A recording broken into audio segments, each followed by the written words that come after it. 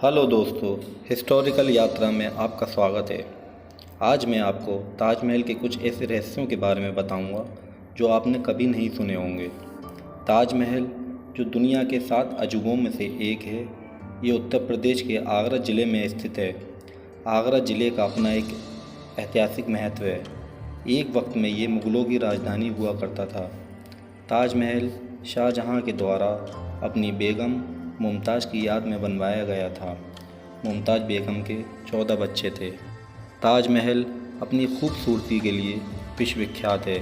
ये सब बातें तो आप जानते ही होंगे।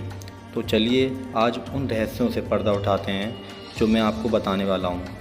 ताजमहल के रहस्य को जानने के लिए हमें सबसे पहले इसके निर्माण के महत्व को समझना होगा। ताजमहल कहाँ, क्यों, कैसे और किन परिस्थितियों में बना, जो कि बाद में अपनी खूबसूरती की मिसाल बना। तो चलिए जानते हैं। ताजमहल का निर्माण सन 1631 ईस्वी से शुरू होकर सन 1653 ईस्वी में पूरा हुआ। इसको बनने में 22 साल लगे और करीब करीब 20,000 मजदूरों ने इसे बनाया। जैसा कि हम सब जानते हैं, सभी इमारतों की नींव ज़मीन पर होती है, पर ताजमहल की नींव 142 कुओं के ऊपर साल की लकड़ी पर रखी गई है। ऐसा इसको मजबूती प्रदान करने के लिए किया गया था ताकि ताजमहल हज़ारों सालों तक अपनी खूबसूरती को बयान करता रहे। एक सवाल जो सभी के मन में आता है, ताजमहल आगरा में ही क्यों बना? तत्कालीन ताजमहल के आर्किटेक्चर उस्ताद ईसा अफंदी को ताजमहल के निर्माण के लिए ऐसी भौगोलिक परिवेश की आवश्यकता थी जहाँ की मिट्टी, पानी, हवा इसके निर्माण के लिए अनुकूल हो। इसके लिए यमुना नदी के तट पर बसे आगरा से बेहतर कोई जगह नहीं थी। नदी के तट पर ऐसी इमारत का निर्माण करना जो कि हज़ारों वर्षों तक अस्तित्व में रहे, ये एक भू तकनीकी विषय था, क्योंकि नदी की नमी नींव को लगातार कमज़ोर करती रहती है। इसलिए ताजमहल की नींव में सबसे पहले कुएं और साल की लकड़ी का प्रयोग किया गया। नदी के करीब ताजमहल को बनाने का उद्देश्य इसकी खूबसूरती में 4 चांद लगाना था, जिससे दिन की रोशनी के साथ साथ पूर्णिमा जैसी रात में ताजमहल के अक्स रिफ्लेक्शन के नदी में देखा जा सके। पूर्णिमा की रोशनी में ताजमहल को देखने के लिए पूरी दुनिया से पर्यटक लाखों की संख्या में आगरा पहुंचते हैं। क्या आप जानते हैं, संगमरमर से बना ताजमहल का दिन में कलर चेंज होता रहता है। ऐसा सूरज की रोशनी ताजमहल पर पड़ने से होता है। ताजमहल का सनराइज़ और सनसेट पर्यटकों को बहुत आकर्षित करता है। ताजमहल में 27 तरीके के पत्थरों का प्रयोग किया गया है। इसमें सीमेंट और लोहे की सरियों का प्रयोग नहीं हुआ है।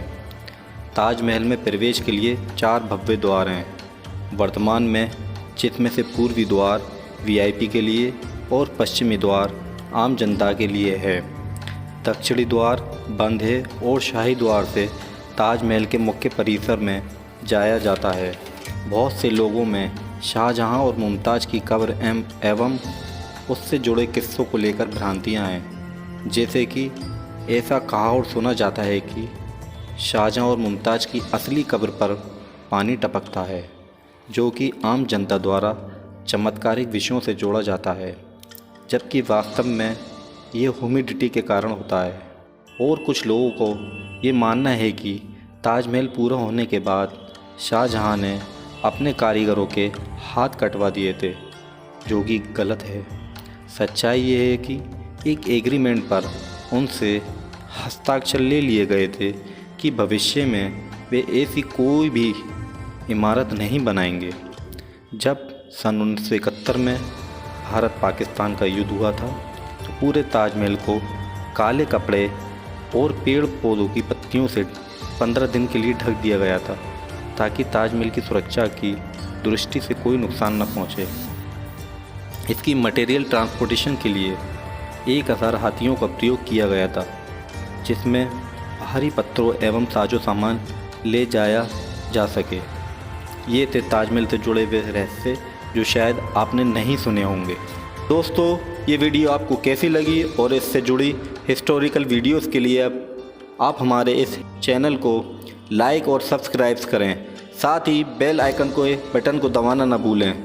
दोस्तों, इस वीडियोस को आप शेयर भी करें ताकि जो सीक्रेट्स मैंने आपको बताए हैं वे आपके दोस्तों और फैमिली मेम्बर्स को भी